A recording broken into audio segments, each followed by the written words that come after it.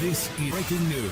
Malin Andersson issues stark warning to wannabe reality stars as she recalls being in a very dark place after leaving Love Island. Don't chase the fame, chase the healing. Malin Andersson has given some important advice to anyone hoping to go on a reality TV show, warning that they need to be sure they can handle it ahead of time. The star, 32, shot to fame after appearing on Love Island all the way back in the second series in 2016. She was 24 years old when she entered the villa, during a time widely seen as the beginning of Love Island's peak popularity. As a result, Malin and her fellow Islanders like Olivia and Alex Bowen, Cara de la Hoyde, and Katie McDermott were among the first to experience the sudden overnight fame that comes with being on the ITV2 show. And now she has issued a stark warning to those who want to follow in her footsteps, admitting she had been a very dark place after leaving the villa. Love Island has been hit with backlash in recent years following the tragic suicides of former contestants Mike Thalassides and Sophie Gratton, as well as host Caroline Flack. Speaking to Mail Online about the debates surrounding the effect of reality shows on stars' mental health, Malin said she felt people should only go on if they knew they deal with the difficult parts as well. She said, "From coming from a reality TV background, who I was when I came out of Love Island, it's a very dark place to be. And that happens with a lot of these shows. If you can stand on your own 2 feet and say you're cool with all the stuff that comes with it, I say do it. But what I didn't know was that I thought I could deal with it at the time, and when I came out I couldn't. And then I went through so much trauma that made it worse." She added, "I think if you have things in your mental health to work out and know that you can't do it, then don't chase the fame, chase the healing." Several former Islanders have spoken about how their life changed once leaving the villa, including self-esteem issues and depression. Laurie Anderson said she began doubting her appearance. Zara McDermott admitted she struggled not to be self-obsessed due to social media, and Samira Mighty admitted that on her worst days, she hates her life and struggles to get out of bed. Malin has admitted she was vulnerable on Love Island and wasn't in the state of mind to find the connection she was looking for, leading to further trauma. She revealed that her deep desire to be loved contributed to her getting into abusive relationships because she didn't know her own worth. She explained, "When I went through my abusive relationships, it was really me screaming I want to be loved. I don't love myself, so I'll accept any kind of love, even if it's abuse.